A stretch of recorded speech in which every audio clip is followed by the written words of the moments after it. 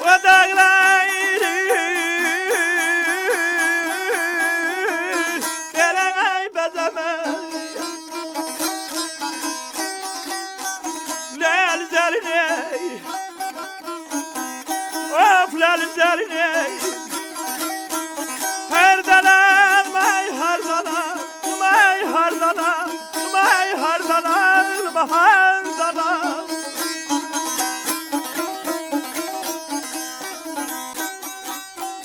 Soldu gitti Belen av çiçekler Neydi Teze terli Ay teze terli Herden almaz elmi Kana elmi Kana elmi Kana elmi Kana elmi Kana elmi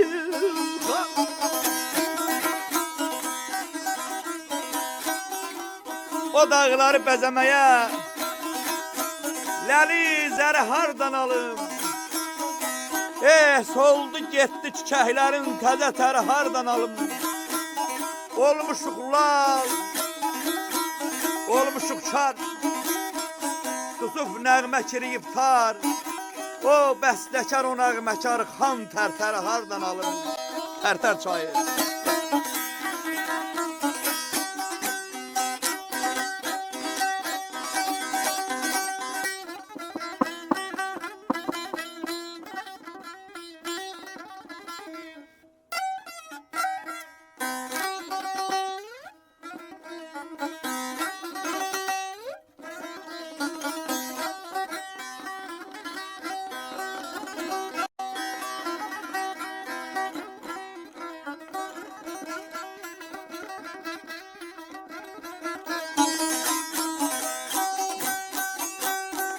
Belenay çalıklar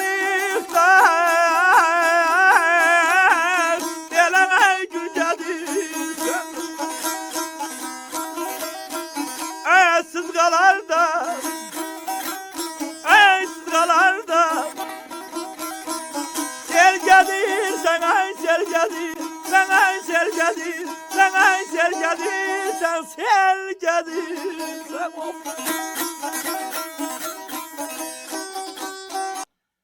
Hər vaxtınız xeyirli olsun, əziz Həssəf Ümid verilişinin daimi izləyiciləri. Növbəti verilişimizdə maraqlı bir qonaqla sizlərin huzurundayıq. Bugün qonağımızın həyat yoluna, doğma yurt xatirələrinə və yaradıcılığına birlikdə nəzər salacağıq. Həssəf Ümid verilişinin bugünkü qonağı Qərbi Azərbaycanın Vedibasar mahalının Şibli kəndində 15 fevral 1957-ci ildə dünyaya göz açmış. Yaradıcılığında yurt sevgisi, vətən həsrətini və milli mənəvi dəyərlərimizi böyük məhəbbətlə tərənnüm edən tanınmış şair, publisist Bilman Qüdrətdir. Bilman müəllim, dəvətimizi qəbul edib, Həssəf TV-də yayınlanan Həssəf və Ümid verilişimizə qonaq olduğunuza görə sizə təşəkkür edirəm. Şair qəlbinizdə bir yurt yaşayır, həssət misraya düzüb yaşayır. Şidirdən başlayan ömür yolunuz, həsrət ruhunuzda necə yaşayır? Bilman müəllim, verilişimizə xoş gəlmişsiniz. Necəsiz? Çox sağ olun, minnətdaram. Səhədim düzdür, son zamanlar biraz incidir məni. Amma belə nikbinəm. Həmişə o necə deyərlər, bir türk bozqurdu kimi özümü hiss edirəm. Vətənlə, evlə, neçə ki o torpaqlara qayıtmamış yurt yuvamıza. Bəli. Mənim ağrımağa, mənim burada can verməyə ixtiyarım yoxdur. Min şükür Allaha ki, Cənnət Qarabağımızı azad elədik. Min şükür. Bu, Ali Başkomandanımızın General Simus sərkərdəmizin o dəmir yumruğun altında biz bu qələbəni çaldıq.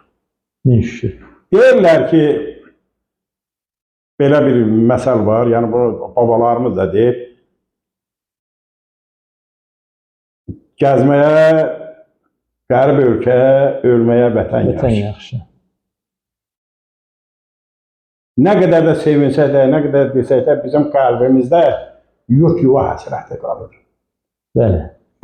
Təsəvvür edin ki, mən özüm o coğrafi ərazi olaraq İrəvan mahalının, İrəvan xanlığının 15 mahalından biri olan, öncül mahallarından biri olan Vedibasar mahalından, o sərkərlər yetirən, qərib igidlər yetirən Vedibasar mahalından.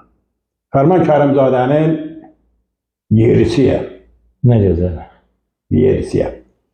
Fərman Kərimzadə həmişə deyərdi ki, Vedinin yanı dağlar, ürəyi canı dağlar, orada bir el var idi, siz deyin hanı dağlar, Hanı da. hanı dağlar. Fərman Kərimzadə Ağrıdağ bizim Qərbi Azərbaycanımızın, Vedibasar Qərbi Azərbaycanımızın simvollarından biridir. Biz şəxsən elə bir şey düşünürük. Mən də hamı kimin 88-ci ildə erməni o daşnaqlarının bizim başımıza gətirdiyi o ağrıları, deportasiyaya bizi uğratdılar. Hamı kimi bizim ailəmizdə. Baxmayın, mən onda Bakıda yaşayırdım. Bəli. Ancaq bizim atam, anam, qardaşım orada yaşayırdılar. Bazılarım da bizim ailəmiz orada yaşayırdı. Oradan köç elədilər, gəldilər. Gəldilər Bakıda, məskunlaşdılar Bakıda. İlk bizim və qürbətdə biz həmişə yaşamışıq. Qürbətdə yaşayan insanlar da mən özüm onda deyim ki, Rastov Dəmiroğlu Liseyini qurtarmışam. Orada o qədər bizim o kökümüz, kökə elə o qədər insanlarımız bağlıydılar ki, harada olursan o, axırıncı çərşənbə axşamında gərək geri qayıdardı o qəbirstanlıqlara. Orada uyuyan o valideynlərimizi biz yad edirdik. Yad edirdik. Bilməm müəllim, giriş olaraq çox gözəl bir giriş oldu. Təşəkkür edirəm. Mən sizin də vaxtınızı nəzərə alaraq istəyirəm ki, icazənizlə suallarımıza başlayaq. Ənənəvi velikimizin bir dəyişməyən bir ənənəsi var. İlk sualımız sizin şəxsi həyatınızla bağlıdır. İlk növbədə özünüzü izləyicilərimizə təqdim edərdiniz. Bunu sizdən xahiş edəcəm. Valideynləriniz, ailəniz, ata-ananız, baba ocağınız və uşaqlıq illərinizin keçdiyi ailə mühiti haqqında danışa bilərsinizmi? Buyurun. Mən 15 fevral 1957-ci ildə Qərbi Azərbaycanımızın Vedibasar mahalının Şiddi kəndində anadan olmuşam. O kənd ki, Vedibasar mahalında yeganə kənd deyildi ki, orada özgə millətin nümayəndələri yaşamır. Yalnız Azərbaycanlar yaşayırdılar. Azərbaycanlar yaşayırdılar.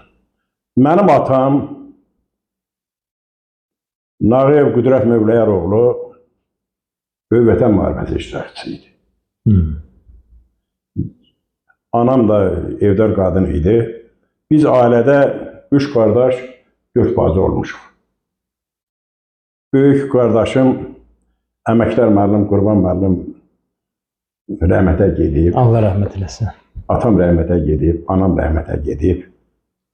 Qalan bacılarım və biz, mən, böyük qardaşım Telman burada yaşayırıq, Bakıda məskunlaşmışıq. Siz inanırsınız ki, yəni bu yaşda artıq mənim 70'ə bir şey qalmayıb. Bu yaşda mən onu sizə deyim ki, mən əsgərlikdən, hərbi xidmətdən qayıdandan sonra Bakıya gəldim. Bakıda məskunlaşdım Bakıda. Ailəmiz oradaydı, özüm gəldim Bakıda məskunlaşdım. Ancaq institutu Rostovda qutardım, Rusiyada qutardım. Biz elə bir ki, yuxunun, mən demək Bakıda böyüməmə baxmayaraq, mən yuxularımı orada görürəm. Orada görürəm. Sözün həqqi mənasında, bu, məni tanıyanlar bilirlər ki, mən səmimi bir adamam. Mən də yalan, falan məsələn yoxdur, bu çəkilişdə görə, nəyə görə yox. Mən burayla nəfəs alıram. Və mənim bu indi yəqin ki Suallar olacaq, bəli. suallarınıza cavab olaraq mən gördüyünüz bu kitabların da İnşallah. hamısı yurt yuva həsrətindəndir. Bəli. Mən eləmişəm. Mənim doğulduğum Şiddi kəndi Arı dağına üzbəüz idi. Şərur da uzaq idi. Özgə Qəməri də uzaq idi. Ya Yerevan özü də uzaq idi. Amma biz o Arı'nın, böyük Arı'nın, kiçik Arı'nın düz qarşısında dayanırdı. Bizim kəndimiz oradaydı. Aralıq nahiyəsinin Gödəkli kəndi vardı. Bizim kəndin o kəndin arası deyildi. Səhər tezdən duranda biz Arı'nın əzəmətinlə deyildik. Ha deyirdik ki, indi o vaxtlar təbii elə bir zamandır ki, oraya keçmək olmurdu, Arı'nı görmək olmurdu. Ancaq bir qaşlılıq dövründə bizim indi nə tərik qaldı? O həsrətlə o yan tərəfə baxırdı. İndi də həsrətlə axı bu el-oba qalıb bu yanda axı. Gediş yoxdur, gəliş yoxdur. El-oba qalıb bu yanda. Demək, neynədim? Mən 3 dəfə Türkiyəyə gedəsi oldu. Çünki Türkiyədə Arı dağın döşünə qalxanda, Arazın qırağına gəlsəndə, Arazın qırağına gələndə bizim kənd görsənir. Orada mən gəlib kəndimizi orada görürdüm, baxırdım. Baxanda təbii ki, yurt yanğısı, o yanğını içərdən çəkərdən bilər. Onda bir şeir yazmışdım. Bəli, buyurun. Onda bir şeir yazmışdım ki, bir də yolun düşə Şiddi kəndinə, öpən babaların qəbirlərini, İlahi kömək öçadı məqdimə, oxşayım onların ləpirlərini, ayna bulaqların sərin suyundan, doyunca içərəm, axı peşnəyəm, əgər dizim mən sürünməsəm, deməli nanköram, demək eşnəyəm, o tozlu, torpaqlı, hisli yolları, gözümün yaşı ilə mən təmizlərəm, kimsəsiz qurumuş tikan kolları, quzaram balam tək mən əzilərəm. Bu dəqiqə inanırsınız, o toponimlərimiz var, biz getmişik, uşaqlıqda gəzmişik. Onlar elə bil ki, adı gələndə fikirləşsən, gecə yatmaq olmur, fikirləşsən, deyirsən, kuş olardım, keşke uçardım, oranı görərdim. Siz inanırsınız, bu qaşqınlıq 38 il ərzində bizim kəndimizin, demək olar ki, 700-dən çox insanlarımız, necə deyərlər, burada vətəni görməmiş, o el-obanı görməmiş, o qəbsəni görməmiş, burada biz dəfn elədik. Və mən də vəsiyyət olmasın deyə bir dənə bir şeir yazmışdım. Allah can sağ olasın. Arı dağının, biz həmişə deyirik də, Arı dağı bizim simvolumuzdur. Bəli. Arı dağıya baxdım, deyirdim, onda belə bir şeir yazdım ki, Arının üzündən tül açılanda, düzlər yaşıllaşır, gül açılanda, əmanət bastırın, yol açılanda aparıb edimdə bastırın məni. O torpağın qədri qiymətini biz vətəni olaq orada da bilirdik. Biz nə etməliydik? Biz burada da bir qürbətdə biz oranı gördük ki, vətən nədir? Vətən nədir? Biz gecəmiz, günümüz orayla əlaqədardır da. İlman müəllim, çox gözəl. Yəni sizin hər danışığınızı sizi kəsmək istəmirəm. İstəyirəm ki, amma gözdən yayılan da bəzi məsələlər olmasın. Neçə övladınız var, neçə nəvəniz var? Mən özüm, həyat yoldaşım dayım qızıdır. 1985-ci ildə ailə həyatı qurmuşam. Onu deyim, mənim bir qızım, 2 oğlum var. Allah sağ olasın. Şükür aləmlə çox razıyam. Balaca oğlum hüquqşünasdır, vəkildir. 4-11 sırf tutarıb. Çox vətənpərvərdir. Və indi gələcəkdə deyəcəm, mənim kəndimiz haqqında yazdığım o böyük monumental o kitabda onun da kifayət qədər rolu olub. Elə ata-bala ikimizin kitabın elə itirilmiş yurt yeri Şiddi kəndimizin elə onun əməyi olduğuna görə ikimiz də həm müəllifik. Həm müəllifsiniz. İnşallah onunla da bağlı ətraflı sualımız var inşallah. Deməm odur ki, biz bəyək bir də deyim sizə, biz 3 qardaş, 4 bacıyıq. Qardaş, 4 bacı. Bir də 3 dənə də mənim övladım var. Nəvəniz var. Şükür. Razıyıq. Adınızı yaşadan hansı nəvəniz var? Elə böyük nəvəmdir. böyük nəvəmdir. Ay maşallah. 61 ildən sonra olub. İlk nəvəm oldu. Elə onun da adını Bilman qoyulur. Bilman qoyulur. Qoymuşuq. İndi o günləri anasıyla nə danışır, deyir ki, sən kimsən? Deyir, mən balaca Bilman qüdrətəm. Bilman qüdrətəm. Mən balaca Bilman qüdrətəm. O da deyir ki, sən Bilman qüdrət olmaq doğrudan fəxr deyir sənin üçün bala. Həm də asan deyil. Hə. Böyük bir həyat yolu lazımdır. İnşallah Allah onu da nəvənizə də... Sizə bir şey mən deyim. Bəli. Biz elə bir, yəni bizim o elin demək olar ki, bu arı ağacını içində görən adamlar olmuşuq biz. Biz arı ağacını, o kəndin insanları, o 88-ci ildə o hadisələr dövründə hər yerdən o qarışıq kətlər idi də.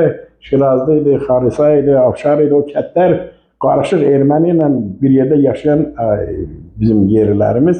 Onlar əziyyət çəkdi, onlar çıxardırdılar. Demək, onların yeganə dayaq yeri bizim kəndi idi. Şimdi kəndi o qədər böyük kəndli olub ki, ziyalı demək olar ki, Vedi rayonunun əksər kətlərinin müəllimləri Şiddi kəndindən olub. Şiddi kəndindən. Bizə çox ziyalı idi, kəndi idi və axırıncı dəfən olaraq o torpağı, yəni o yeri, yurdu 4 dekabrda bizim kənd çıxdı. Bizim kənd axıra kimi dözdü. Sizə bir şey deyim, həmən 88-ci ilin mart hadisələri başlayanda ilk dəfə Şirazlı kəndindən başladılar onlar. Şirazlı kəndindən başlayanda onlar orada da daha kütləvi şəkildə də hücum edirdilər, kəndi sıxışdırırdılar. Onlar onda gəldi, bizim demək ki, kəndimiz, mən bəxt dedim, Arazın qırağında yerləşdiyinə görə, o insanlar hamısı köçüb, o böyüklükdə Şirazlı kəndi köçü gəldi, bizim kənddə palatkalar deyirlər, palatka quruldu. Amma gecələr kəndin cəmaatının evlərində qaldı, gündüzlər orada yaxşı idi. Yəni Şiddi kəndinin hələ bu 18-ci ildə də belə olub. 18-ci ildə həmişə müharibə aparan, yəni bizim kəndin cəmaatı, o Vedibasar cəmaatı həmişə mübarizə aparıb. Elimdə bir sözü deyim mən, demək 1828-ci ildə İrəvan qalası alınanda, İrəvan qalasının da, bizi bəzən bilməyən adamlar elə bir ki, İrəvan qalası elə gəldilər, İrəvan qalasını aldı, çıxardı. Xeyr. Onda təsəvvürə gətirin ki, Vedibasarda 30 kənd xaraba qaldı. Yəni 30 kənd onlara qarşı mübarizə apardı. Mübarizə apardı onlara qarşı. Rus o çarına qarşı mübarizə apardı. Bilməm, kəndinizin növbəti sualım doğulduğunuz Vedibasar mahalının Şiddi kəndinin necə bir kənd olmağı ilə bağlı idi. Elə siz qismən o məsələyə toxundunuz. Elə istəyəm söhbətinizi ben davam etdirin. Kəndinizin təbiəti, insanları, adət-ənənələri, mənəvi mühit ilə bağlı hansı xatirələr bu gün də yaşadırsınız? Bizim o kəndin deyim də, bizim təsəvvür eləyin ki, bizim kəndimiz o qədər önəmli kənd olub ki, önəmli kənd olub. Bunun bütün o insanlar hamısı o cür qəbul edib, çox mehriban, çox qonaqpərvər. Düzdür, Vedibasar hamısı qonaqpərvər. Ancaq bizim kəndimiz də daha qonaqpərvər. Çünki siz nədədir? Sırf Azərbaycanlılar, sırf Azər türkləri yaşadığına görə Azərbaycanlı türkləri. Biraz biz qonaqpərvər olmuşuq. Bir də ki, siz bilirsiniz nədərdir? Deyir o Poladı döyəndə Polad deyir, bərkir də, Polad bərkir. Biz o qeyri o millətlərin içərisində yaşadığına görə biz bir-birimizlə belə sıx birləşmişdik. Biz deyək ki, indi bir elə qabağa gəlib, bu dəqiqə deyək ki, o kətdə bir 10-15 dənə tayfa var idi. Ancaq bugün, üstünə 35 il keçən, 38 il keçəndən sonra artıq bu Bakıda elə bir dənə tayfadır. Hamı birləşib. Hamı birləşib. Özü hamı deyir, qonum qonşular da deyir, tanıyanlar da deyir ki, Şiddi kəndi hər şey itirdi, ənənəsini itirmədi. Ənənəsini itirmədi. İndi bizim kəndimizdən biraz geniş danışaq. Yəni bu kənd özgə kəndlərdən fərqi nədir? Yəni bunu mən öz kəndim olduğuna görə hər adam düz deyir.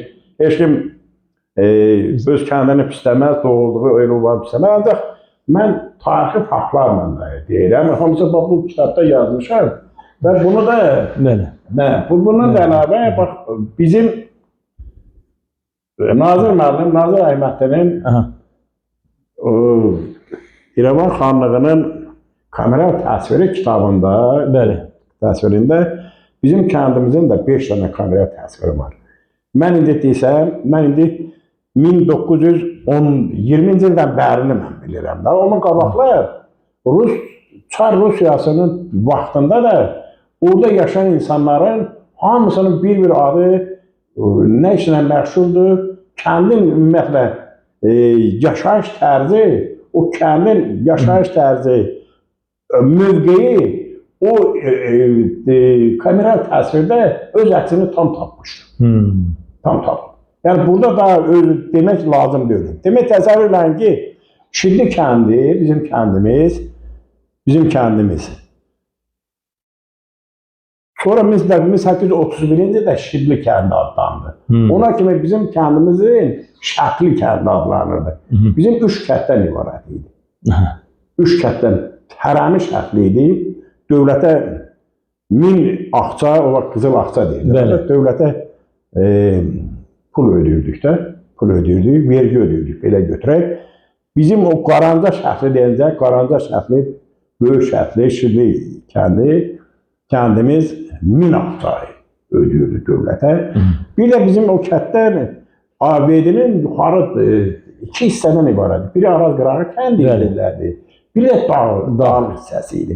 O dağlıq hissəsində bizim kətdən bir ailə, sonra bir 5-6 ailə gedib o Küsüz kəndi var idi. Köçüb gedib orada da yayda gedib mal heyvanlarını orada saxlayırdılar. Onlar necə olursa geri qayıtmadılar. Qaldılar orada. O 3-cü kətdə Küsüzlü Şəkli kəndi idi. Yəni bunun tarixin, bax bu şəkli, yəni Şibli kəndinin önəmi oradaydı. Yəni bir təsəvvür edin ki, bir neçə fakt gətirim ki, yəni o zaman Şibli kəndinin o öndə olduğu, yerər tutduğu tam aydın olsun da, o mənada deyirəm. Təsəvvür edin ki, suvarmadır da, suvarmadır. Hamının bütün kətlərə bel ağzı deyirdilər. Lapatka ağzı deyirlər, Ruslar lapatka ağzı deyirdilər. Məsələn, Xarisiyə 17 bel ağzı deyirdi, filan yerə kətlərə də bölürdülər. Gör, bizim kəndimiz nə qədər böyük kəndi idi, böyük kəndidir. Bizə Veyli çayının özündən bir dənə kanal da, indi kanal deyək, ak deyək, çay deyək, balaca suvarmaq üçün bizim kəndə verirdi. Hətta İrəvan xanlıqlarından bizim kəndə sifariş verirdilər ki, deyək ki, bizdə bu bostan bitkiləri çox idi də, bostan bitkiləri şeyləyəsin. İndi bu kəndin, bəxt dedimdə, biri basar, 2 hissədən ibarətdir. Biri dağ hissəsi idi, biri də arandır. Ona aran hissəsinə Araz Qırağı kətləri deyirdilər. Bu Araz Qırağı kətlərin, təsəvvür elə ki, bu Sovet hökuməti qurulan, yəni bu qırmızılar gəlib hakimiyyəti ələ keçirdənə kimi, demək, Araz Qırağı kətlərin düz şərura gedib çıxır da, bu kətlər böyükdür. O kətlərin hamısının qılavası deyirlər. Qılavası 80 il Şibli kəndindən olur. Bu demək, mən indi buradan elə o göstərir ki, demək, bu kəndin nə qədər önəmli kənddir ki, o qılava, elə bu Şibli kəndindən eyilir da. Yəni, bizim kəndimiz o qədər vuruşqan, dalaşqan şeydir, vuruşan insanlar olur, mərd insanları çox olur. Bu qaçaqaç dövrü var ha. 1905-ci ildə, 15-ci ildə, hələ bir onda yadımda çıxmamış deyil. 15-ci ildə Çanaqqala müharibəsində Şiblidən də mənim ana-babam, anamın atası da Kərbəla Əli ilə bir dənə Sadıq uşağı deyirlər, Əsəd Fərədoğlu, bunlar ikisi bu son zamana kimi bizim yadımızdaydı. Neçə nəfərə gedirlər, o kömək gedirlər köməyə. Çanaqqala müharibəsində o qədər vuruşurlar ki, çox demək, qəhrəmanlıq göstərdiyinə görə onların ikisi də Türkiyənin, o Çanaqqalanın fəxri vətəndaşı olurlar. Və onların hərəsinə bir at bağışlayırlar. Bir Türk çapı deyirdilər o vaxt. Berdağına deyirdilər. Bilməm, o vaxtlar ondan verirlər. Bu son zamana kimi bax məndədir. Mən gətirmişim partiyaydı. Həmən babamın qızıl gümüş bir bağı idi, xəncəri idi. Onu şey vermişlər, hədiyyə vermişlər. Yəni bizim kəndimiz bu qədər önəmli kənd olur. Şiddi kəndi. Deyək ki, o Andranikdir, o gəlir, o ermənilər də, o erməni daşnaqları. O vaxt gəlirdilər, hücuma keçdilər. Vedibasar, qıraq rayonlara olduğu kimi, qıraq mahallara. Əsas onların Vedibasardır. Çünki o həmən dövrdə Abbasqulu və Şahmet ki, artıq öz dəstəsi var idi. Bəli. Onun mübariz dəstəsi var idi. Onlara qarşı mübarizəyə çıxmışdı. Bəli, demək, Afşar kəndində, xəbər Şiddi kəndinə bizim bəylərə xəbər gəlir ki, Məhəmməd bəyə, gəlir ki, bəs Afşar kəndinə ermənilər doğruşdurlar. Ermənilər çeyilir, onda bizim iki hissə idi. Abbasqulu bəyin xəbər vermək ki, bizim bəylərin, xüsusi insanlar var idilər də, vuruşurlar, cəmat, hamının silahlı idi. Köməyə gedirlər, onda Xalça uçuğu deyirlər, Xarisa qoşu kətdir. Xalça uçuğunda ermənilər çox idi, erməni daşnaqları. Həmən müharibədə, demək, bir qardaş Əliyar adlı bir kişi idi, o ölür. Sonra onun bir dənə, həmən deyim, o Əsəd Fərədoğlu da ayağından yaralanır. Yəni, həmən o zamanda bizim cəmaət erməni o daşnaqlarına müharibə aparırdı. Demək, bu yanında xəbər gəlir ki, işıqlardır. Görmürlər deyilən yerdə, işıqlardan da ermənilər də artıq sıxışdırırlar. Bir hissəsini də yollayırlar ora. Ora gedəndə Yusuf kişi var idi, onun Məhmədoğlu deyirdilər. Onun demək, oğlu Yadullanı ermənilər hesab edir ki, plevdə əsir götürürlər. Demək, bunlar nə edirlər?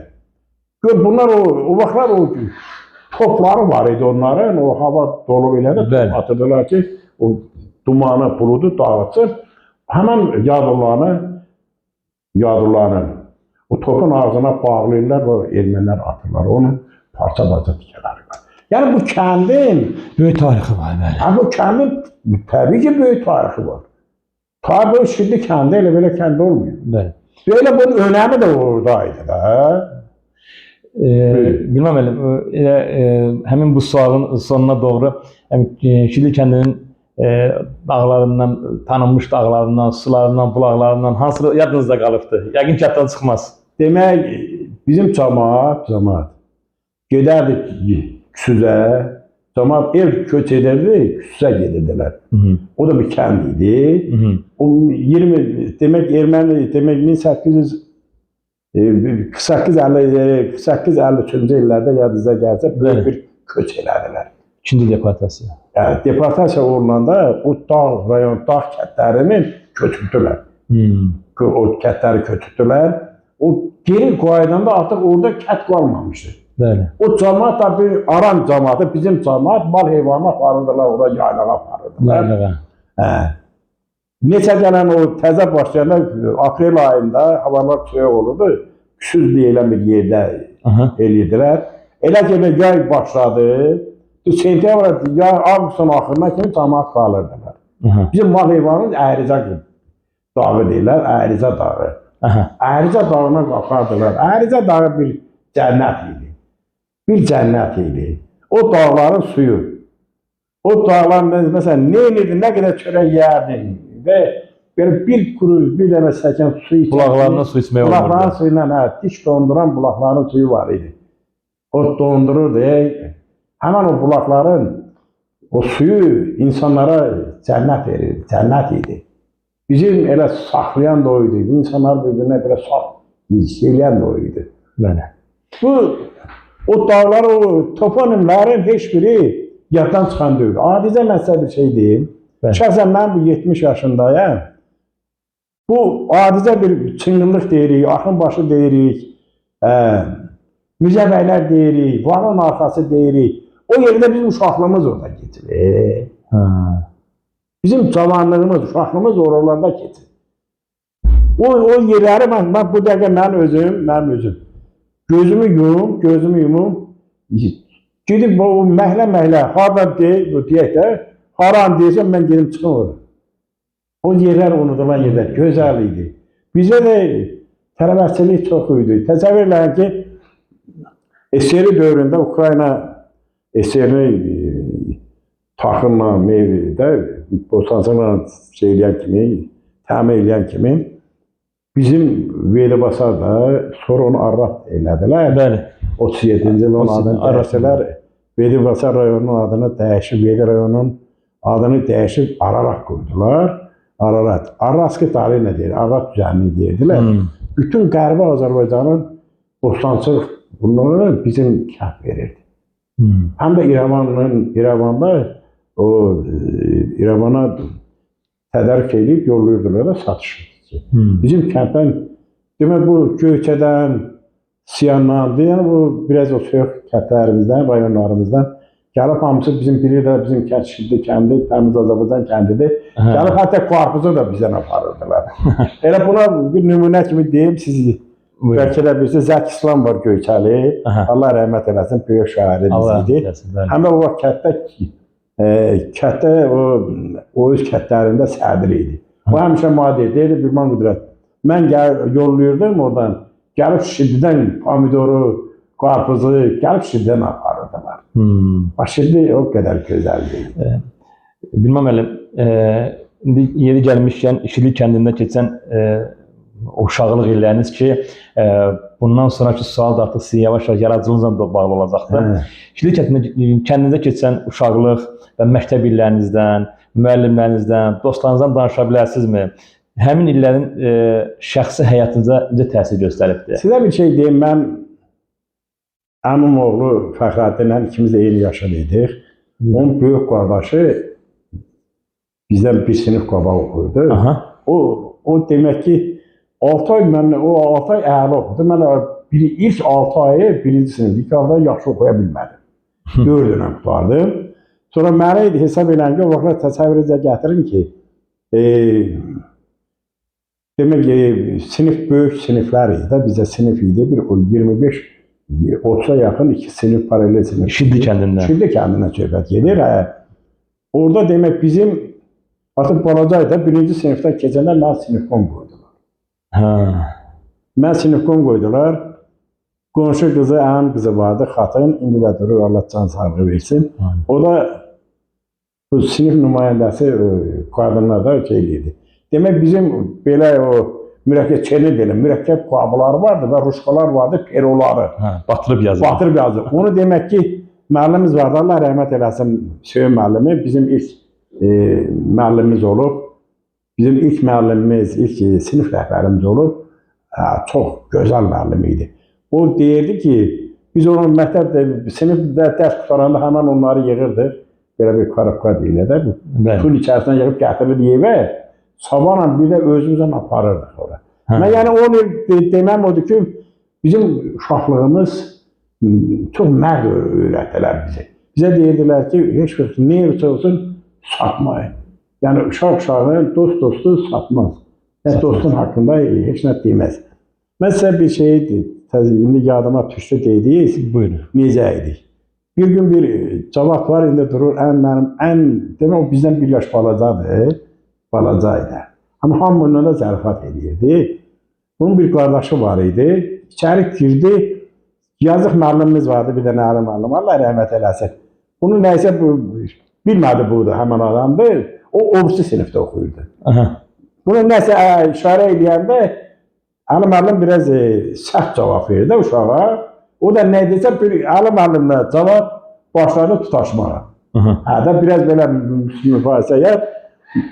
Gəldilər, getdi, əli müəllim də çağırdı. Direktor yad hamısı gəldilər. Yığışdılar, mən də indi sinifkomam da. Dedilər ki, bu nətər olur? Dedim, mən görməmişəm. Günah əli müəllimdə olur.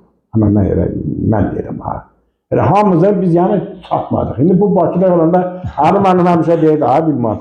Ağsan belə eləyər. Dedim, müəllimə, sən məni məcbur edin ki, gedib dostumu sataq. Dostumu satın. Yəni siz təsəvvür edin ki, elə günlər idi, elə gözəl günlər idi. O günləri biz unutmazdıq. Bizim müəllimlərimiz, o Hüseyin müəllimdən deyim, Bəli. biz niyə hamımız yaxşı oxuyurduq? Bəli. Mən indinin özündə də nəvəm də gedir məktəbə görür də. İndi deyirlər ki, gəlib nəvəm deyir ki, müəllim mənə əsəbləşdi. Ata, ana durur otada gedir müəllim üstünə hücum çəkir. Bu Hüseyin müəllim demək nə edirdi?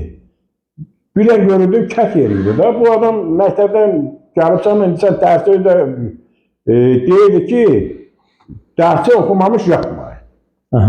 Dərsi oxumamış yatma. Gülər görürdü ki, gecə saat 10-un yarısıdır, indi uşaqdır bir saatdan saat 8-də 9-da yatır. Gəlirdi, valideynin yanında dururdu, dərsi danışır. Dərsi danışa bilməyəndə valideyn yanında döyürdü. Ondan sonra hamı bilirdi ki, uşaqlar oxumaq lazımdır. Ona görə də bizim hər il orta məktəbi qutaranda onlarla insan gəlib ali təhsil alırdılar. Bizdə demək olar ki, hamı ali təhsil alırdı. Allah ilə rəhmətli qardaşım mənə dedi ki, mən özüm 6-cı sinifdə, hələ yardımdan Buyurun. Yadıma düşmüşkən deyim, 6-cı sinifdə mənim ilk Fener qəzetində ilk məqaləm çıxdı. Məqaləm çıxdı, başladım şeir yazmağa, nə qoyam, qardaşım da müəllim idi. Qonşu kətdə dərs verdi. Bu, indi icmamızın sədri Əziz müəllimin kəndində dərs verdi qardaşım və onun sinif rəhbəri idi. Mənim qardaşım fenomenal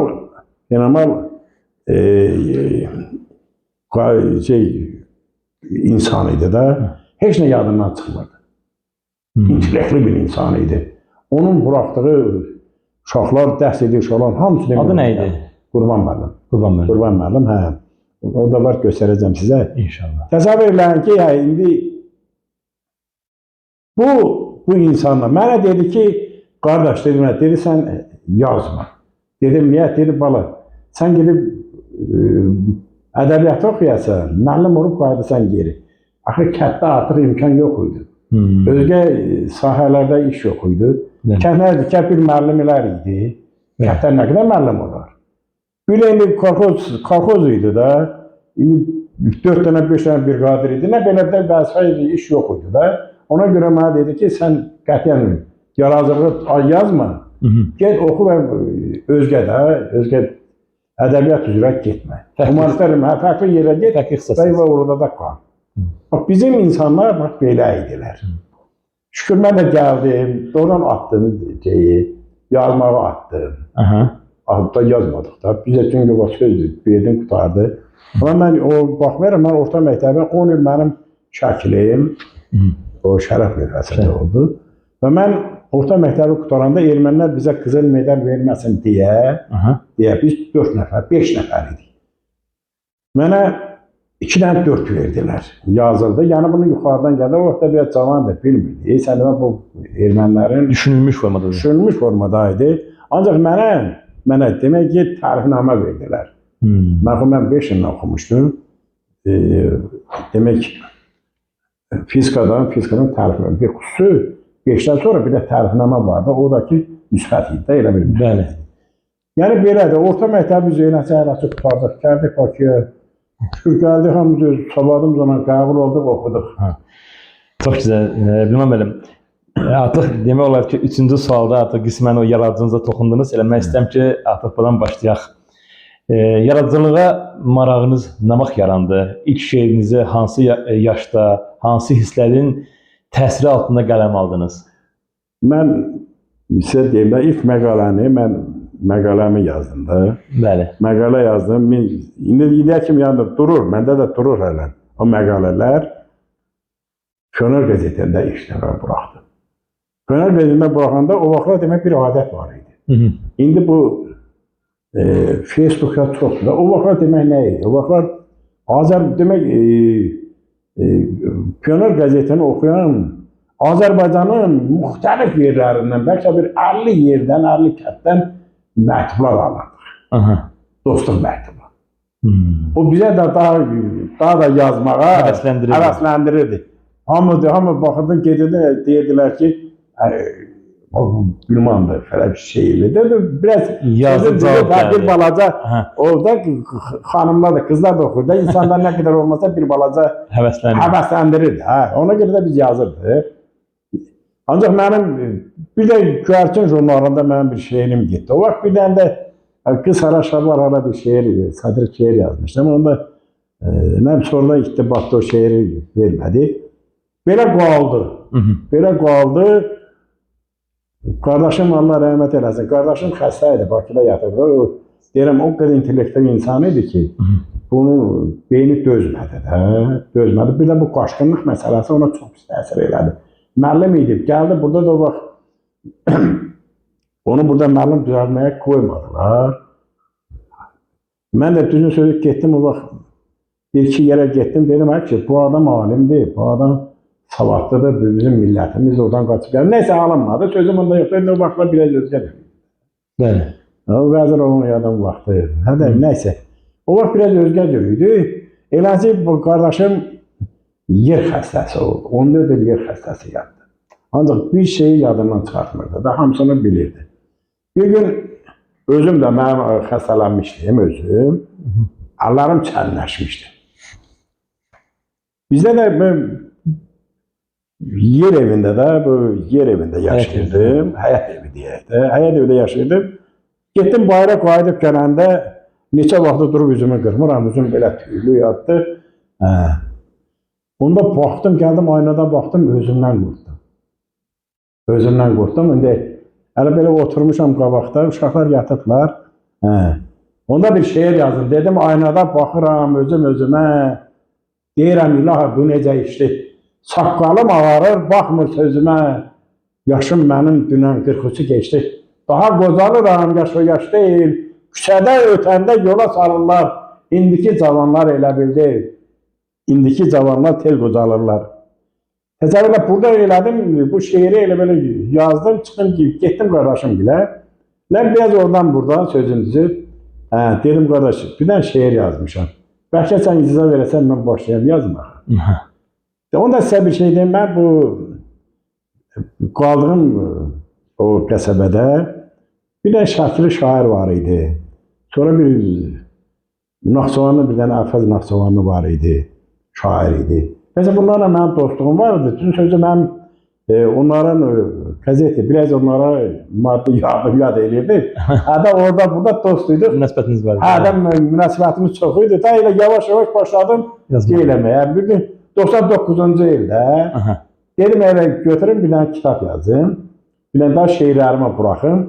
İlk dəfə mən bunu Şahid Abdülkərimov var idi. O vaxt yazıq 70-75 yaşındaydı, elə onu bəstəkar adında vermədilər, elə qalmışdı həvəskar bəstəkar. Çox böyük şəkildən idi. Nəysə, bu Ağrıdan Ağrısı şeirlər kitabının 1999-cu ildə mən kitabı buraxdım. Onda bu kitabı mən onda buraxdım, bu kitabı. Bu kitabı ilk dəfə, bak, kitabın Ağrıda Ağrısı. Ağrıda Ağrısı. Çünki mənim orada da oxuyanda burada kitabların, mən burada bir dənə də sevgiyə aid şeirim olmadı. Hamısı çünki dərd, kədərdən əmələ gəldi. Vətən, millət sevgisi. Vətən, millət sevgisi, hə. Və bunu, bax, bu kitabı ilk nüsxəsi idi, buraxmışdım. 45 illiyində keçirdim. Demək, 2002-ci ildə mən 45 illiyimi keçirəndə onda Sinəmin Çarpaz dağı bu kitabı buraxdım. 2002-ci ildə. 2002-ci ildə mən 45 yaşımda Sinəmin Çarpaz dağı. 45 yaşımda bu Sinəmin Çarpaz dağı bu kitabı buraxdım. Mən bu kitablar başdan ayağa vətənpərvər şeirlərdir. Qarabağ, el, oba, vətən yansı. Azərbaycan əskəri. Azərbaycan əskəri. Bütün daha indi bundan da əlavə onu məsələ deyim ki, artıq mən 2002-ci ildə Allah rəhmət eləsin, bir yaxın dostumuz var idi. Orada o zaman açıqən deyim, Qərbi Azərbaycanlara qarşı biraz ədalətsiz hərəkətlər çox idi. Vəzirovun, Təlimovun vaxtı idi. Bizə qarşı biraz kin, biraz soyuqluq var idi. Onda biz məcbur olduq ki, bu cəmiyyətlər yaradaq. Onda biz Qərbi Azərbaycan Cəmiyyəti, Şaban Əhmədin rəhbərliyi altında, sonra Eldar müəllimin rəhbərliyi altında Eldar Həsənovun özü, bax bu adam. Bax bununla ikimiz bax bununla Ömrün ata ölüb 50-ci bu baharı. Rəmədə idi. Bununla ikimiz ata ölüb Beynəlxalq Vətənpərvərlər Cəmiyyəti yaratdıq. 2003-cü ildə. Bunun özün onda nazir müavini işləyirdi, Balıq naziri müavini işləyirdi. Kənd. Ancaq biz demək bu cəmiyyəti yaratmaqdan ötəri Azərbaycan demək Qərbi Azərbaycan kökənli insanların belə tanınmış şairlər fərq eləməz. Şairlərin, yazıçıların tanınmış insanlarla görüşdük və bu fikrimizi dedik ki, bəs belə bu cəmiyyət artıq unudur, kəndi eyli obasını unudur və biz onda cəmiyyəti yaratdıq. O yaratdıq və onda da böyük biz işlər gördük. Təsəvvürlə 2 dəfə Nüvədinin 2 dəfə anım gecəsini keçirtdik. Fərman Kərimzadənin anım gecəsini keçirtdik. Yəni biz o başdan ayağa o işlərlə məşğul olduq. Rayonlara getdik. Bu kəndin obayla sonra Yaradıcılığını davam elədi, gəldi. sonra da yaradıcılıq söz gedir. Adı 2007-ci ildə mən Azərbaycan Yazıçılar Birliyinin üzvü qəbul edilən məni. Onda mən həm də mənim demək 50-liyim idi də. 50-liyə 2 kitabla gəldim. Ömürdən düşən illər. Ömürdən. Bir də Qızlar Eşqə düşəndə o kitab yoxdur tam məndə. O kitab burada yoxdur, kitabım yoxdur. 2 kitabı, bunları 2007-ci ildə bunları çapa buraxdıq. Bu 2007-ci ildə. Bu 50-liyimi keçirdik.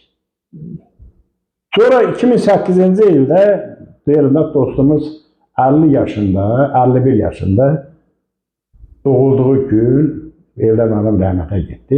Və mən özümə xoş bildim. Eldar müəllim haqqında, dostumuz, qardaşım haqqında. Bu vətənpərvər insan idi. Bu birisi nə idi? Beləncə insanlar lazım idi bizə. Buna mən bax bu kitabı həsr elədim. Allah rəhmət eləsin, ruhu şad olsun. Sonra da elə yaradıcılıq gedirdi. Buyurun. Və sonra da 18-ci mən demək 60 illiyim idi. 60 illim istəyirdim bir kitab buraxam. Onda elə oldu ki, mənim də payıma bu ömür düşüb bu kitabı ilə buraxdım. Bunu. Neçə yaşınızda? 60. 60 illiyimizdə. 60 illiyinə. Mənim də payıma bu ömür düşüb.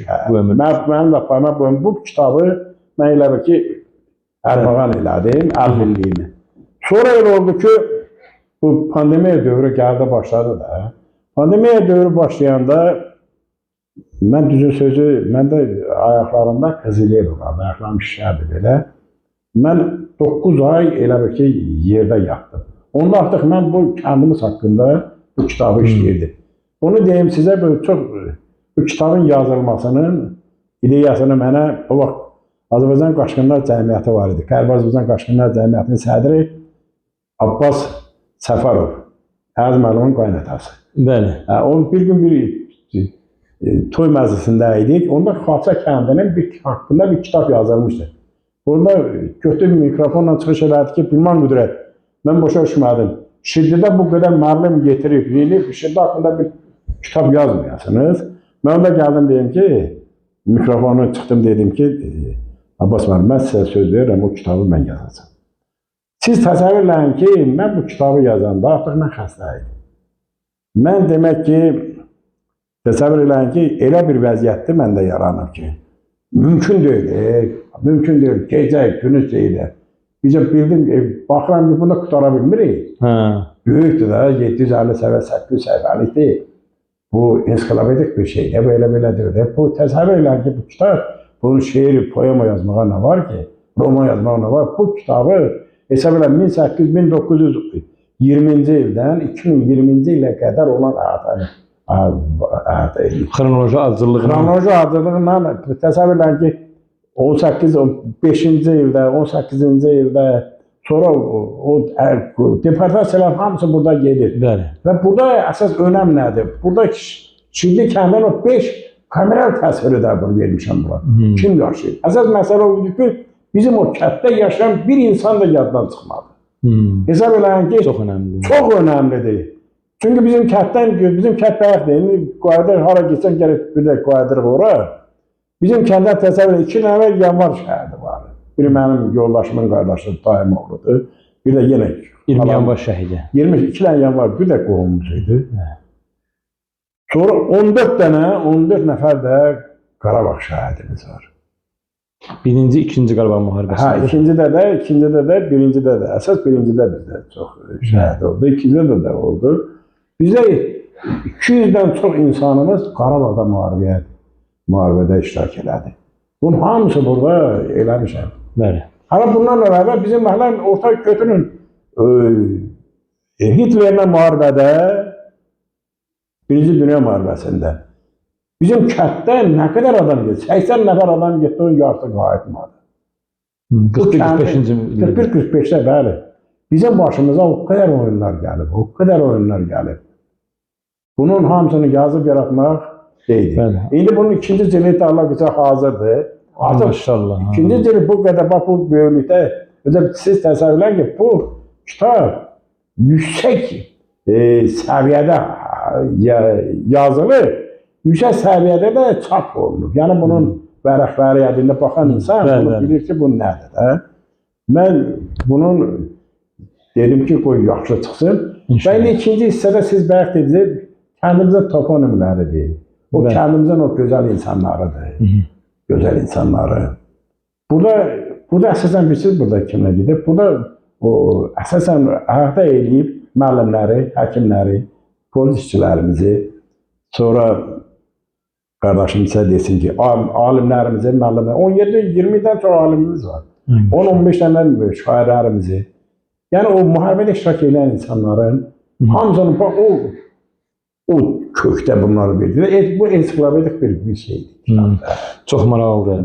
Həqiqətən bilməm müəllim, inşallah ikincisində buraxarıq. Dua edirik ki, inşallah itirilmiş, yurd yerilmiş Şildi kəndini ikinci ilində inşallah o da təqdimatını Həsrət TV-də də inşallah buna varsınız. Mən sizlə məmnuniyyətlə əlaqə İnşallah. Bilməm müəllim, icazənizlə bir növbəti sualı bilmək istəyirəm.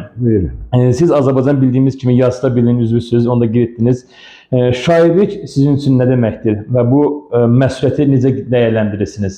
Çünki son dövrlərdə bu sual verməsə səbəb ona ibarətdir ki, son dövrlərdə üzr istəyirəm ifadəmə görə hər əlinə qələm alan, yəni baxırıq sosial mediada özünü şair kimi qələmə verir. Ona görə bu sualı sizə verdim. Bax, düz elib veribsiniz. Mən sizə bir şey deyim. Bəli. Mənim bir dostum var idi, Ədalət Əskəroğlu. O Yazıçılar Birliyində katib işləyirdi. Onun bir şeiri var idi. Mən ona o şeirə qarşı yazmışdım ki, ədalət axtaran ədalət qağa, ədalət axtarıb gəl düşmə dağa. Şair əzab çəkər, keyf sürər qəda, şairin qisməti nailəymiş axmış. Şair də olmağın özü günahmış. Şair də olmağın özü günahmış. Bu şair doğulmaq günahdır. Şair doğulmaq, siz bəhət edirsən, şair olmaqda da şair doğulmaz. Şair taliyə ilə birgə doğular, xəmiri kədərlə, ahla yoğrular, şair güllələnər, şair boğular. Şairin qisməti nailəm şahmış, şair doğulmağın özü günahmış. Şair doğrudan şair doğulmağın özü günahdır. Şairin partiyası olmur, şair el adamı olmalıdır. Tutulmalıdır qolundan, tanıdın, tanımadın. Tutulmalıdır qolundan, əgər doğrudan da elə şairsə, o bir dənə məsum bir körpənin gözündən o yaşı görəndə o özünü dar ağacından asılmalı hiss eləməlidir. Ki o uşağa şey olmasın. Vallahi mən indi burada başdan ayağa sizə biz deyim ki, özünü tərifləmək olmasın. Bəzən də deyirlər ki, kifayət qədər yaxşı yazırsan, nə bilim, deyirlər də. Ancaq onu deyim sizə ki, mən 2007-ci ildə Azərbaycan Yazıçılar Birliyinin üzvü oldum. Mənim umacağım heç dənə yoxdur. Mən umacağım yoxdur. Ay mənə ad versinlər, ay mənə nəmni eləsinlər. Və mən yeganə insanlar, şairlərdən mən dost tanışa bilir ki, mən bu qədər kitab yazdım, mən hələ bir dənə o belə deyək də, bir nəfərə demədim ki, mən şairəm, bu kitabımı alın, mən sizə gətirmişəm. Yox. Mən belə deyək ki, mən özüm maddi durumum o qədər də pis deyil, şükür Allah'a. Normaldır. Mən bunu da yazıram elim üçün, obam üçün, valideynlərim üçün, atam üçün. Orada qalan el obam üçün yazıram. Bəli. Ən önəmlisi odur, Bilməm müəllim, həqiqətən çox gözəl vurğuladınız. Bu yazılanlar qalır. Ellə, oba ilə bağlı onun dərdini çəkən insanların heç bir zaman dərdi olmur. Çünki onun arxasında el dayanır. Siz də o şairlərimizdənsiniz. Ömürdən düşən illər, Ağırda ağrısı, Sinənin çarpazdağı və Qızlar eşqə düşəndə kitablarınız oxucular tərəfindən bildiyimiz kimi sizə vurğularınız çox sevilibdir.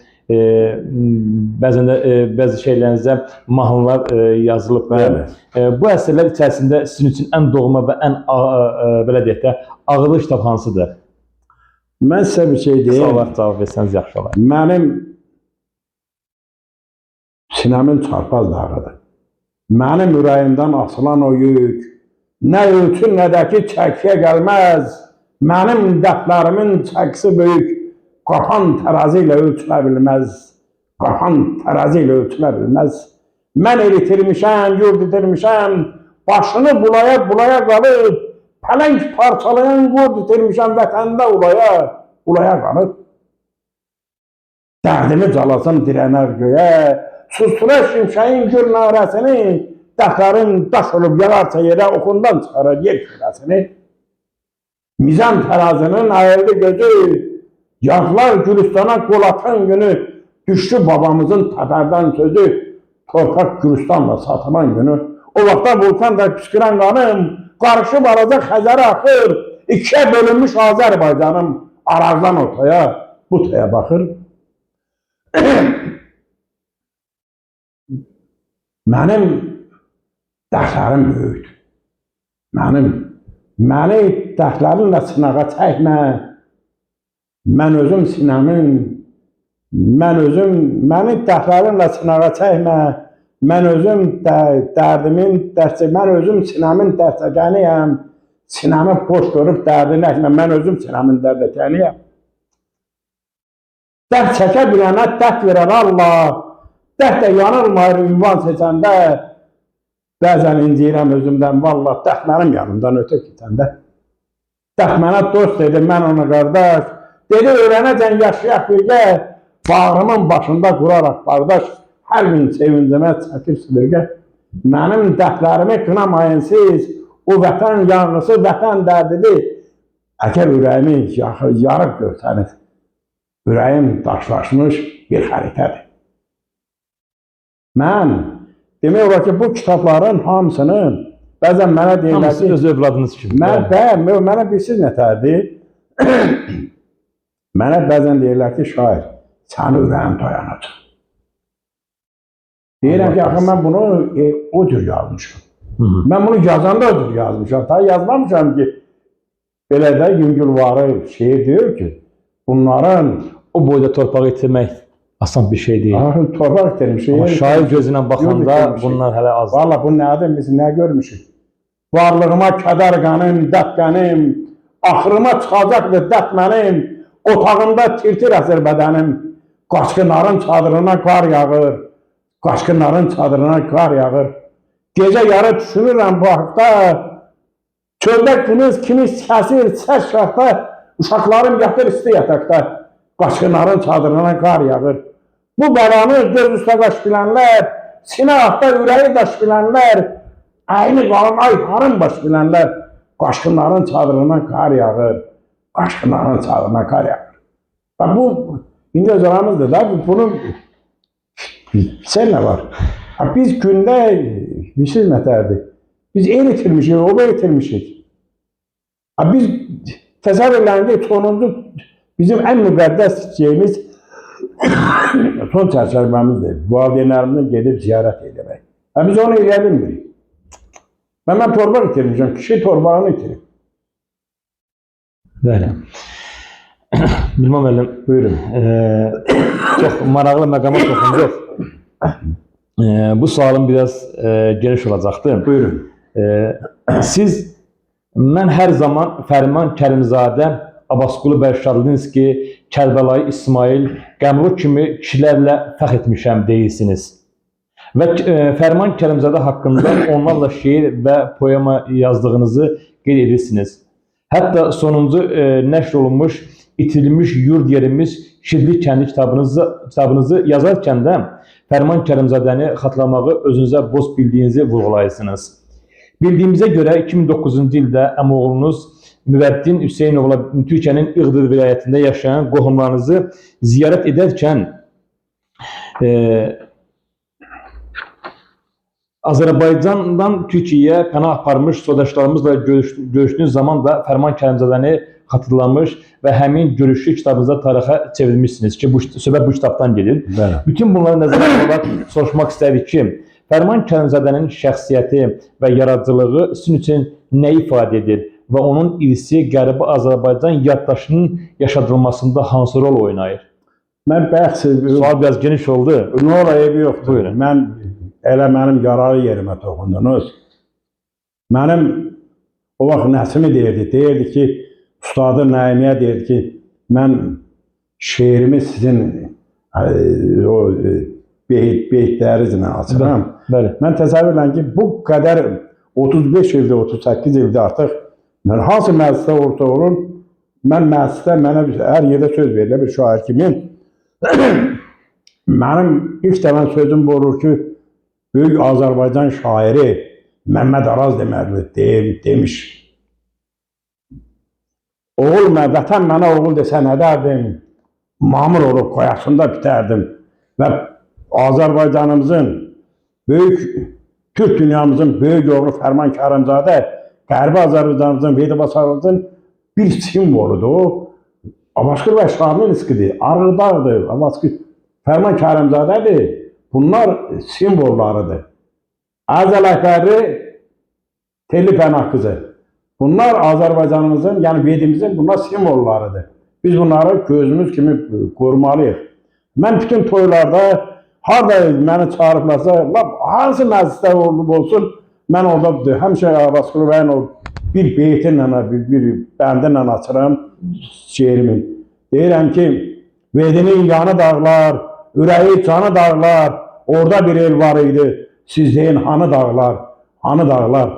İgid Qazan xanın, Dədə Qorqudun, Akşidli bəylərin, Qoç Köroğlunun, Şah İsmail Şeyx Heydərin oğlunun, atının çarptığı eli sən vedim, atının çarptığı eli sən vedim. İgid ərənlərin, igid ərlərin, dizi bükülməyən igid nərlərin, qanlıların, Abbasqulu bəylərin, ötkəm ötən dili sən vedim. Biz o qədər xoşbəxtik ki, biz Vedibasarlıyıq. Biz o qədər xoşbəxtik ki, Vedibasarda Fərman Kərimzadə kimi, Abbasqulu bəy Şadlinski kimi, Kərbəlayı İsmail kimi kişilərimiz olub. Mən şəxsən Kərbəlayı İsmailin getmişəm ona ziyarətə getmişəm. Siz bir nətəri, bir əmim oğlunla getdiyim, sonra əlavə mən bu kitabı yazanda Şirlidən o vaxt 30-cu illərdə 11 ailə elə bir gecə arazı keçib getdilər. Mən getdim onların kamera təsvirini tutmaqdan, orada bizim qohumlar buradaydı. Mən getdim onlardan, bax bu kitabı onlardan yazmaq üçün getdim, əlavə orada qaldım. Qaldım o el obanın şeyləri. Ben onda da Kərbəlayı İsmail'in getdim qəbrinə. Orada bizim Kəbə Xudaverdi var idi. O da həmən Kərbəlayı İsmail'in yaşadığı həyatı yaşamışdı. Kətdə bəy idi. O tutulmasın deyə o da qaçmışdı ora. Onun da 64-cü ildə orada Kərbəlayı İsmail 48-ci ildə rəhmətə gedib. Amma o 64-cü ilə kimi yaşamışdı. Biz təsəvvür bizə bir daş köprü var. Daş köprünün Kəbə Xudaverdi bəy özü öz puluna şeyləmişdi. İşləmişdi. Və mən də bir yazıcı, bir şair olaraq onların təbii ki, izinlə düşməliydim də. Düşməliydim, getməliydim. Fərman Kərimzadə o qədər böyük insan olub ki, baxma, biz Fərman Kərimzadə Ata Yurdu Beynəlxalq Vətənpərvərlər Cəmiyyətinin təşkilatçılığı ilə, şəxsən özüm başda olmaqla, Erdan müəllim başda olmaqla, Respublikanın tanınmış alim, yazıçı şairlərlə bərabər Afət Şahrı Sarayında Nurəddin Hüseynov dediyim insanın onda onun Afət Şahrı Sarayı var idi. Onun həm oğlu həm də biz simsar idik də. Bəli. Xahiş elədi, o bizə o yeri verdi. Orada yüksək səviyyədə biz orada Abbasqulu və Şalinskinin Fərman Kərimzadənin biz orada biz bunun Abbasqulu biz keçirəndə Fərman Kərimzadənin 60 illiyini keçirdik. Biz 65 illiyində bundan sonra mən o kitab buradadır desəm. Burada Fərman Kərimzadənin haqqında mən Fərman Kərimzadə haqqında 400 kuplетli bir poema yazmışam. Ha, maşallah. 400 kuplетli Fərman Kərimzadə haqqında mən bir poema yazmışam. Fərman Kərimzadənin demək 75 illiyini bizim mənim dostum, həmişə böyük hörmət bəslədiyim İsmail Ağayev var. Biz ondan qardaşıq, dostuq. Onun bütün tədbiri, Elbə Buran əlinin deyən dilinin biri də mənəm. Bütün tədbirlərində iştirak edirik. Biz onun tədbirinin 75 illiyini İsmail Ağayevin demək rəhbərliyi altında təşkil xatırlayıram. Bəli. Keçirmişik. Mən İsmail Ağayevin orada da tutdum, çıxış eləmişəm. Mən demək olar ki, bu kitabı yazdığıma görə ilk dəfə Fərman Kərimzadə adına mükafatın layiq görülən mən olmuşam. Mənə layiq biliblər. Yəni bizdə mən yenə deyirəm, Fərman Kərimzadəni biz o qədər çox istəyirik. Bizə elə insanlar, yenə deyirəm, elə insanlar tək Vedi Basarı deyir ki, bütün Azərbaycanın, bütün Azərbaycandır, bütün Türk dünyasıdır. Böyük Türk dünyasınındır.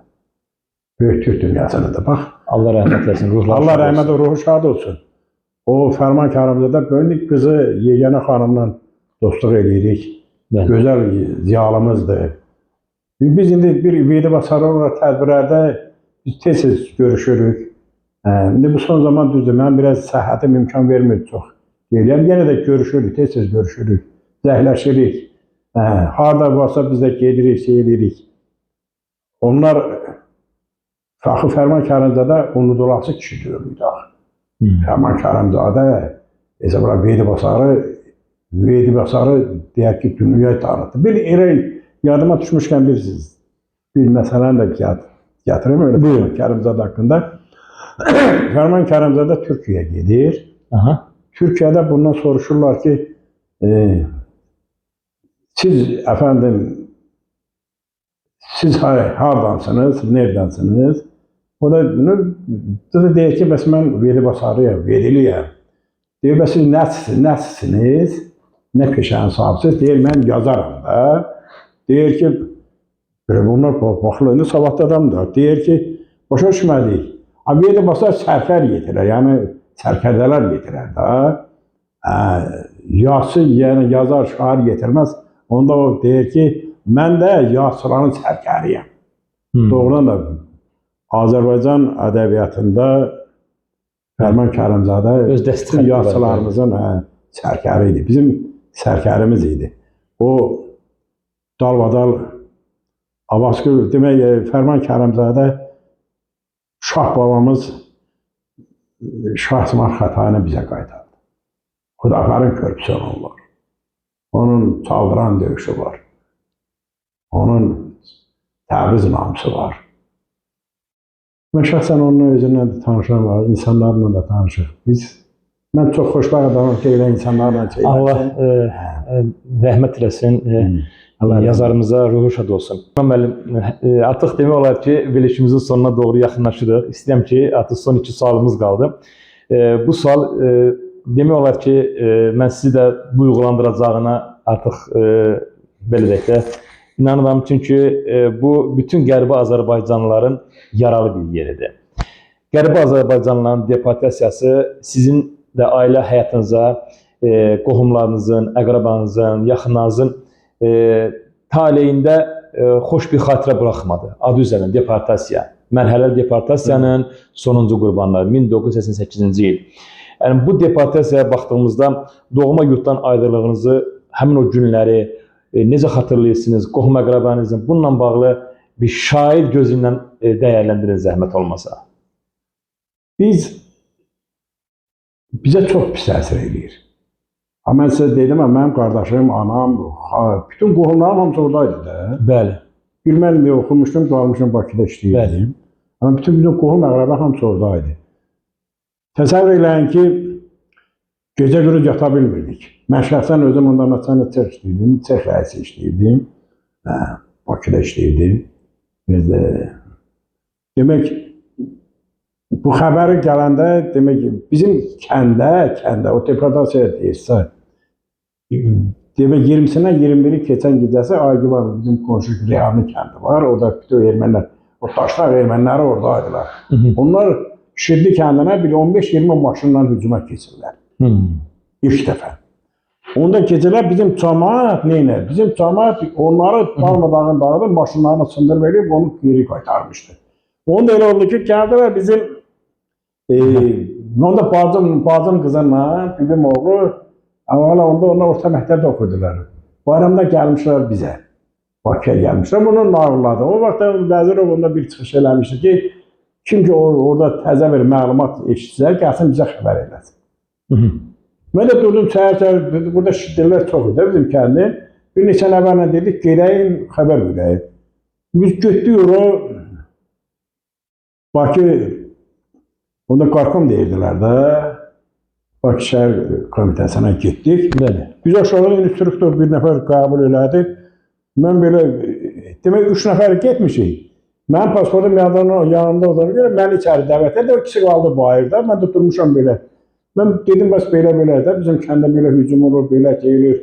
Çünki hər gün qardaşımla danışırıq, o vaxt kətdə telefon var da, danışırıq, belə vəziyyət gərgindir. Hər gün hücum var, hər gün qonşu kətlərdə belə hücuma keçirlər. Mən bunu nağırladım ona, dedim, bir dəqiqə cavan oğlan, bir dəqiqə gözlə, mən çıxım yuxarı gəlim. Getdik, gəldi, qapını açdı belə də, dur ayaqda çıx. Ekstremist nələr başladı mənə söyüş söyləməyə. Hətta mən də bunu elədim, bundan tutaşdırıb olduq, öndə də çalamadık. Qaldırdım bunu, o cavan adamdır. Qaldırdım çıxdım stolun üstünə, beyli üstünə də. Qaldırdım çıxdım, dedim, sən nə danışdın? Yəni deməm, o da bizə çox pis təsir elədi. Mənim qardaşım məsələn o cür şey olmağı, kətdə əməkdar müəllim gözdür, bütün o əxalqı qüvvə müəllimlər idi də. Bəli. O da Rus dilində təmiz bilirdi, Erməni dilində təmiz bilirdi, Azərbaycan dilində. Demək, onlar cavan adam idi də. Gələnlər, onda Musa Məmmədov var idi, Yedizə gəlir. Musa Məmmədov gələndə, qardaşım əlində çəlik deyir ki, Musa müəllim, baxın, bizi qoyub gedirsiniz, bizim vəziyyətimiz ağırdır, bizə kömək eləyin. Musa Məmmədov onda ona demişdi, gəl sən panika yayma, müəllim. Elə oldu, biraz üstündən sonra köçüb gələndə, bizim orada çıxanda, bildiyizdə o vaxt, dekabrda bizim kəndin, bizim kəndin yenə qonşu kətdən, bizim evdə Məmməd olanda bir insan var idi, bizim kəndin skafo sədri idi. Orada Zəngil kəndəki, yəni ermənilər Xarsa kəndini darmadağın dağıtdılar, siz ermənilər o ev dəyişmə adına gəldə yaxına buraxmayın. Çünki bizim sırf kompakt Azərbaycan kəndidir, Azərbaycanlar yaşayırdı da, biz yaşayırdıq. Sizi aldatmasınlar. Hə, aldatmasın, cəmaatı qoymayın. Onda da bizim cəmaat qalxanda, onu gəlirlər biz qoymadıq. Yəni qoymurlar, onda gəlirlər bizim cəmaatı dekabr ayının 4-də bizim axırıncı çıxışımız oldu. Onda birisi nətərdir? Tanklar gedir, 2 tankın arasında şəhərdən bizə böyük yük maşınları yollamışlar. Cəmaat o soyuqlar, çıxır eləcək. Genelde Rus şeylərin altında gələ çıxdı. Bu çox çətin idi. Bəli. Gümüşlidə gəlib çıxıldı, təsəvvürlə bizi o vaxt qarşılıqlı gəlmişik, bizi cəmaatımız deyir, gedik bir şeyə, Şuşa, bizi Şuşa qoymurlar. Gümüşlidə şey eləyəndə, onda Musa Məmmədov da onda bu işlərə o baxırdı. Qardaşımla Gümüşlidə görüşür, Gümüşlidə buraxmırdılar yəni. Deyir ki, ay Musa müəllim, sən mənə deyirdin ki, bəs belə, müəllim panika yersin, bu da sənin panikan. O təbiidir, bizim insanlara çox pis təsir elədi. İndi hesab edən ki, bu kətdə olsaydı, bizim deyək ki, bir 200 nəfər, 300 nəfər bu Allahın əlindədir. Ağsaqqallarımız vardı. Biz ağsaqqalların, bizim kəndimiz təsəvvür edən ki, o cür ağsaqqallar yetirən adamlar, o kənd elə bir ki, hamısı o yük maşınlarında gəldi. Sonra bizim mindirdilər tavanı da bu yük qatarlarına yük qatarlarla gəlirlər. Biz nələr çəkdik, nə əziyyətlər çəkdik. Çox təəssüflər olsun Bilmam müəllim. Demək olar ki, gəldik verilişimizin sonuna. Buyurun. Bugün Şirli kəndinə qayıtmaq imkan yaransa, ilk olaraq hara getmək istərdiniz? Mən bu verdiyim sual demək olar ki, bütün verilişin sonunda Qərbi Azərbaycanın hər birinə bu sualı verirəm. Və sonda Vedi Basar mahalından olan soydaşlarımıza, bütün Qərbi Azərbaycanlılar və o cümlən həsrət və ümid verilişimizə izləyicilərinə hansı mesajlar vermək istərdiniz Bilmam müəllim? Mən bilirsiniz nətərdim, o uşaqlıq illəri keçən yerin hamısına gedərdi. Mən ilk növbədə düzdür, bizim qəbirstanlərimiz yoxdur. Amma mən gözüm bunu gedərəm atamın o harda dəfn olunub, oranı mən bilirəm. Onu taparam. Şakir, zəng gəlsən, adımı ver.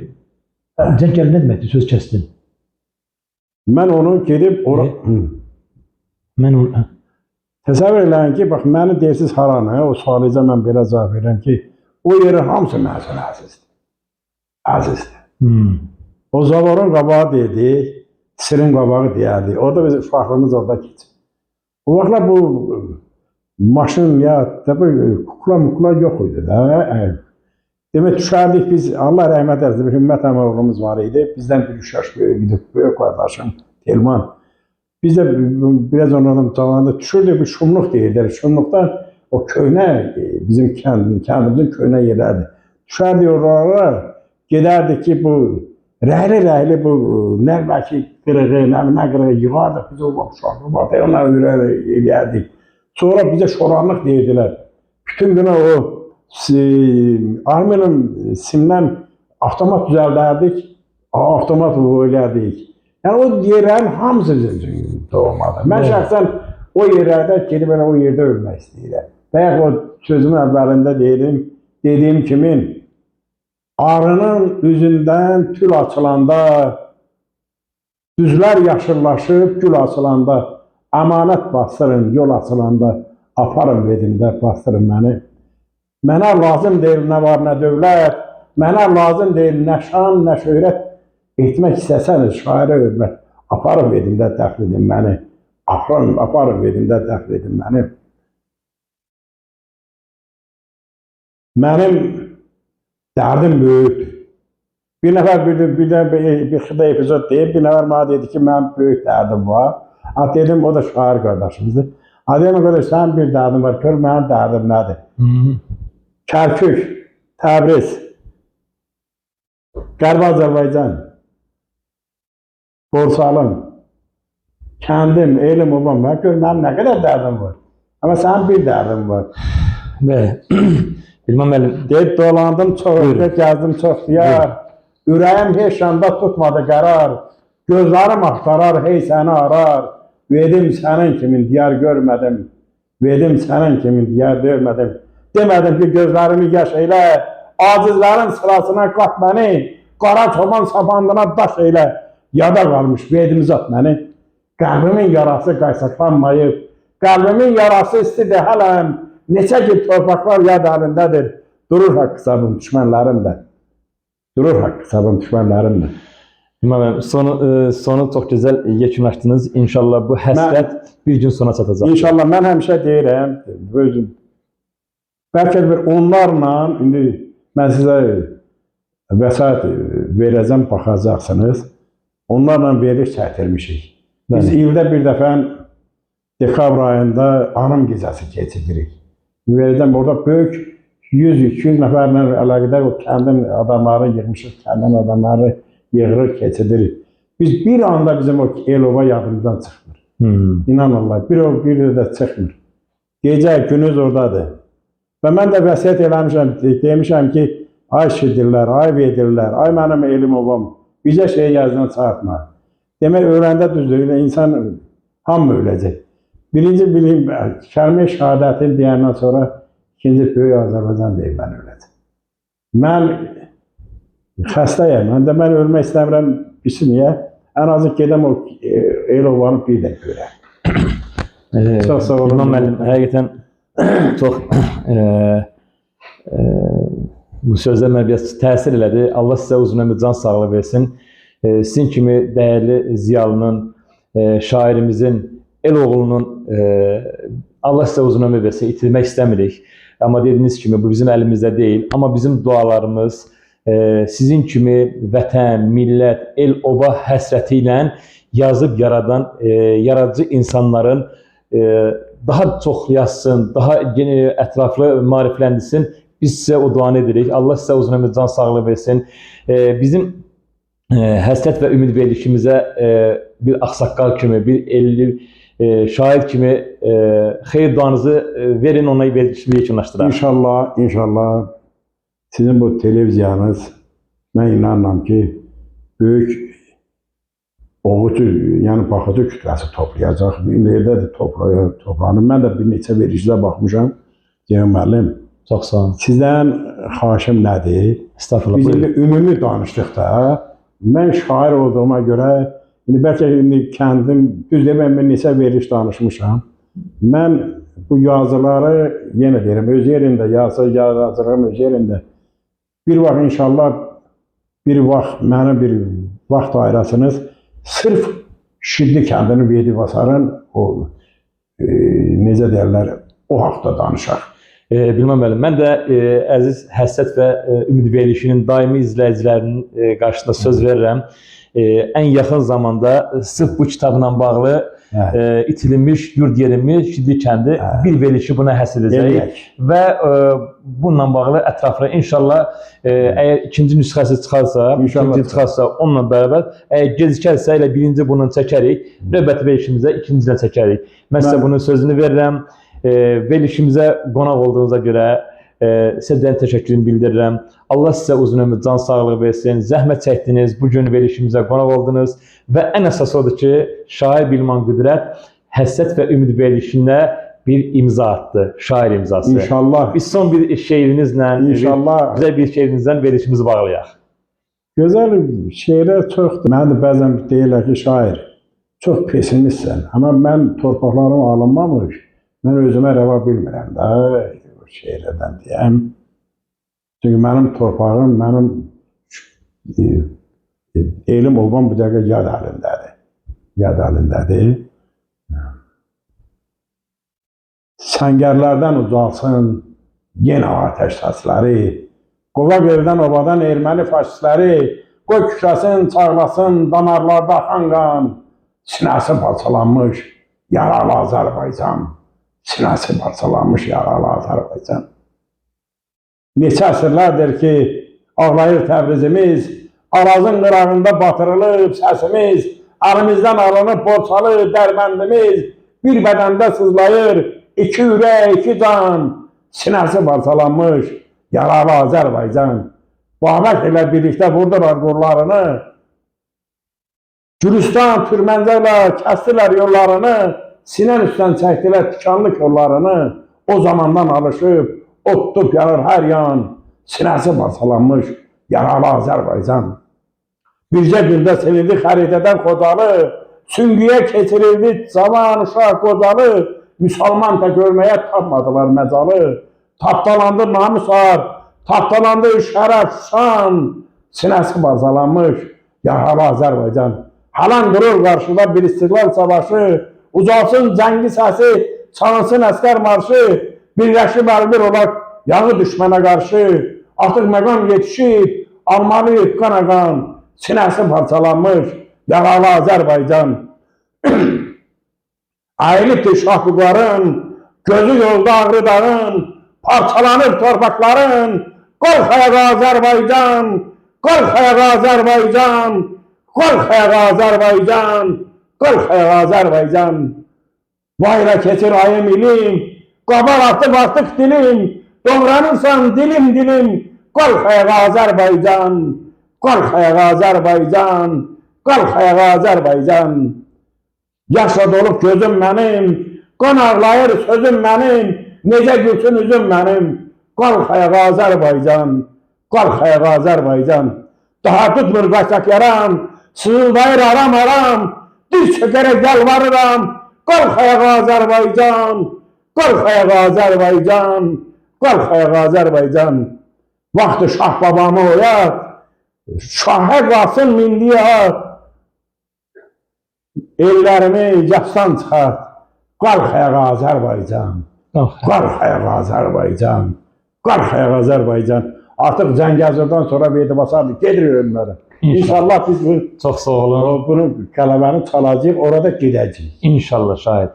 Çox sağ olun. Minnətdaram. Mən də sizə deyim mən də bir şair kimi, mən indi bu dəqiqə bir insan kimi, bir Qərbi Azərbaycanlı kimi çıxış elədim.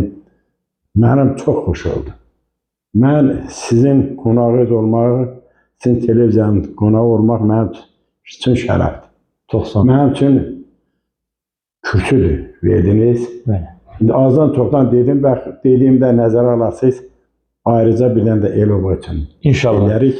Çox sağ olun, var olun, minnətdaram və Qərbi Azərbaycanlıların hamısını səsləyirəm ki, artıq yolumuz oradır. Yolumuz oradır. Yolumuz oradır. İnşallah. Ali Başkomandan demişkən öz maşınlarımızla Qərbi Azərbaycana inşallah. Ali Başkomandan, bəli, Ali Başkomandan deyir. Ali Başkomandan, bəli, deyir ki, bizə maşınla gəlir, günlə gedəcək də. İnşallah. Bilməm müəllim, çox sağ olun. Növbəti verilişlərdə görüşmək ümidi ilə Allaha əmanət olun. Növbəti verilişimiz inşallah, deyirəm, İnşallah. Şidli kəndindən sizin bu kitabınızın ətraflı analiz edərək, dinləyicilərimizə ətraflı məlumat verərik. Növbəti verilişlərdə görüşmək ümidi ilə Allaha əmanət olun. Çox sağ olun, minnətlər.